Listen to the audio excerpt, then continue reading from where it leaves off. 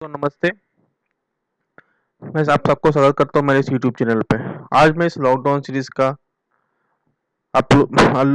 तीसरा भाग लेके आया हूँ। और जो टॉपिक है जो जो चल रहा है अभी, वो है फंडामेंटल ऑफ कंप्यूटर। ठीक है, तो आज का जो कंटेंट्स हम लोग देख लेते हैं वो क्या है।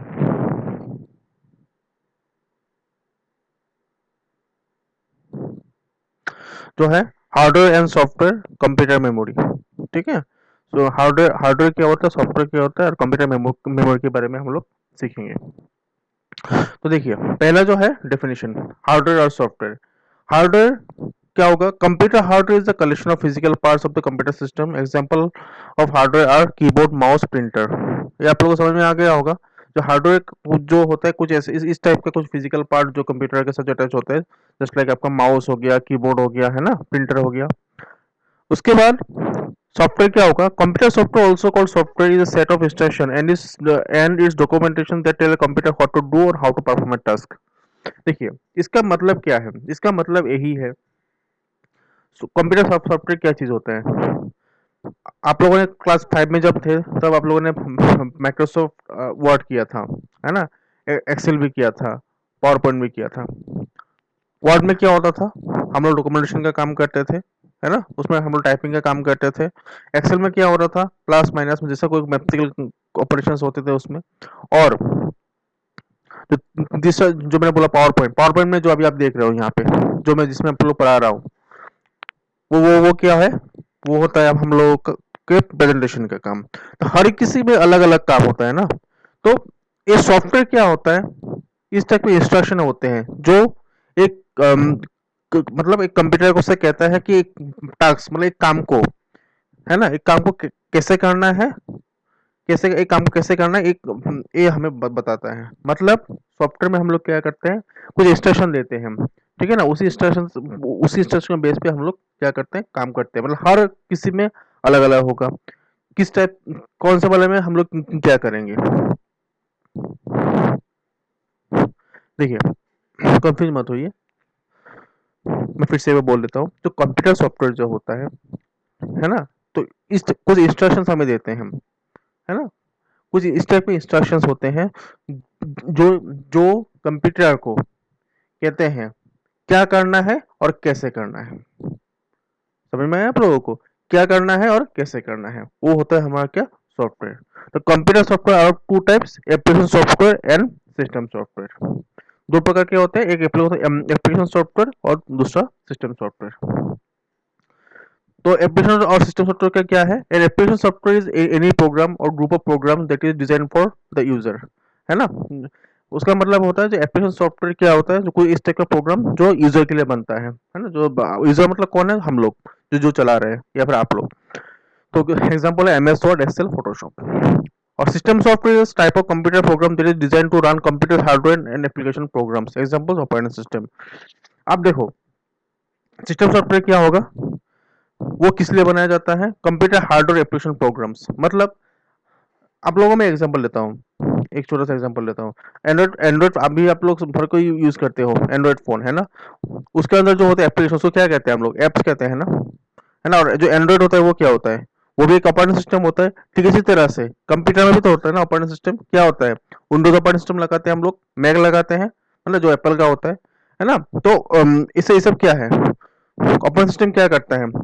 एक कंप्यूटर को किस तरह से काम करना है, एक यूजर को कैसे काम कराना है ना, वो ऐसा एक प्लेटफॉर्म हमारे लिए क्रिएट करता है यूजर के लिए, ताकि उस पर्टिकुलर जगह में हम लोग कैसे जाके काम करेंगे। ठीक है, तो ऑपरेटिंग सिस्टम का एग्जांपल क्या क्या होगा? विंडोज ऑपरेटिंग सिस्टम हो गया, मैक ऑपरेटिंग सिस्टम हो गया, लिनक्स हो गया, है ना। तो ये सब क्या होगा? हम लोगों का सिस्टम सॉफ्टवेयर। ठीक है, उसके बाद हम लोगों का आता है यहाँ पे कंप्यूटर मेमोरी। कंप्यूटर मेमोरी में तीन प्रकार है इसमें। देख रखा है, कैश मेमोरी, प्राइमरी मेमोरी और मेन मेमोरी और सेकेंडरी मेमोरी। तो देख लेते हैं कैश मेमोरी। पिछले बार आप लोगों ने बहुत बच्चों ने से पूछा था कि कैश मेमोरी क्या होता है। देख लीजिए, कैश मेमोरी क्या होता है। देखो आप यहाँ पे एग्जाम देख सकते हो, ये आपका सीपीयू हो गया, उसके बीच एक कैश मेमोरी लगा है, ए और रैम। उसका मतलब क्या होगा वो? तो cache memory is a very high speed semiconductor memory which can speed up CPU, है ना। मतलब सीपीयू का काम का स्पीड बढ़ाने के लिए कैश मेमोरी यूज होते हैं, ठीक है। और वो क्या करता है देखो आप एक चीज देख लो, सीपीयू और जो रैम, ये रैम होता है ना, रैम स्लॉट के अंदर लगा हुआ है, रैम के अंदर उसके अंदर बफर की तरह वो खड़ा रहता है, ठीक है। तो ये हो गया हम लोगों का कैश मेमोरी का काम। मतलब कैश मेमोरी क्या होता है, जो कंप्यूटर काम करने का जो स्पीड होता है वो बढ़ाते हैं, ठीक है। उसके बाद आता है हम लोगों का प्राइमरी मेमोरी और main memory. Primary memory is also known as main memory. It holds only those data instruction on which computer is currently working.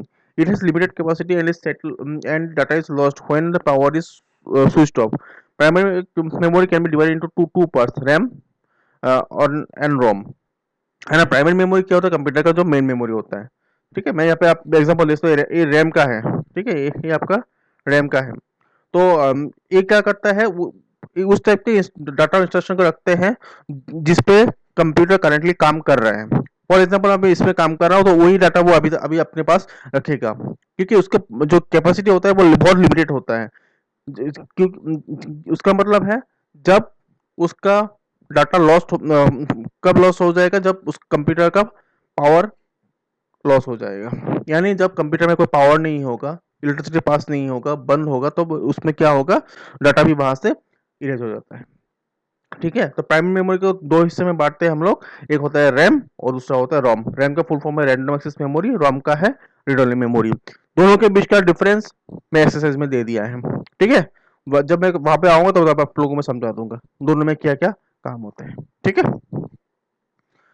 उसके बाद आता है हम लोगों का यहाँ पे सेकेंडरी मेमोरी।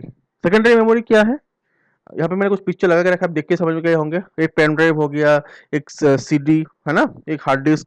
तो it is also known as external memory और non volatile memory. It is slower than main memory. These are used for storing data information permanently. आप एक पेन ड्राइव में क्या होता है, आप लोग हर किसी के पास होता है, आप आपके पेरेंट्स के पास होंगे, है ना। ये वो पेन ड्राइव में क्या होगा, वो जो डाटा होगा, क्या कर डाटा बैकअप लेते हैं ना कभी कभार हम लोग, है ना। कोई भी फाइल हमने कंप्यूटर में सेव किया, उसका उस डाटा को हमने पेन ड्राइव में लगे सेव कर दिया। सीडी भी वैसा ही होता है। वहां पे कुछ आप लोगों को हमने प्रेजेंटेशन बनाया, उसको सीडी में हमने उसको बांध कर लिया, है ना, सीडी में हमने सेव कर लिया। तो वो क्या होता है, उसमें डाटा जो परमानेंटली होता है। हाँ, ये अलग चीज है, अगर आपका वो डिवाइस खराब हो गया तब वहां से मिट सकता है, लेकिन वहां पे जो डाटा स्टोरेज होता है वो परमानेंट होता है, वो आपको टेम्पररी नहीं होता, ठीक है। But depending upon the capacity of the device, मतलब अगर डिवाइस अगर खराब हो गया तो वो तो अलग चीज है, वो तो मैकेनिकल डिफेक्ट इसमें नहीं आएगा, लेकिन तब तो डाटा वहां पे रहेगा। डाटा स्टोरेज वहां पे क्या है, परमानेंट है। प्राइमरी मेमोरी में क्या है, देखो आप डिफरेंस समझ लो। प्राइमरी मेमोरी परमानेंट नहीं है ना। जो रैम होता है वहां पे परमानेंट नहीं होता है डाटा, पावर लॉस हो गया, डाटा भी वहां से इरेज हो गया। लेकिन सेकेंडरी मेमोरी में क्या होगा, डाटा वहां पे रहेगा, ठीक है। और भी है। अब देखो मैं यहाँ पे एक्सेस में आता हूँ, इसमें क्या कहा है देखो, what is the difference between RAM and ROM. तो रैम को क्या कहते हैं, इट इज वोलेटाइल और temporary memory, data gets erased when power supply off, है ना। तो इसमें क्या कह रहा है कि रैम का मतलब क्या होता है, रैम को क्या कहते हैं हम लोग, वोलेटाइल मेमोरी। क्यों, वो टेम्पोररी होते हैं, जो मैं थोड़ी देर पहले आपको बताया कि वहां से डाटा क्या हो जाता है, इरेज हो जाता है जब आपका power supply of, power supply बंद हो जाता है, ठीक है।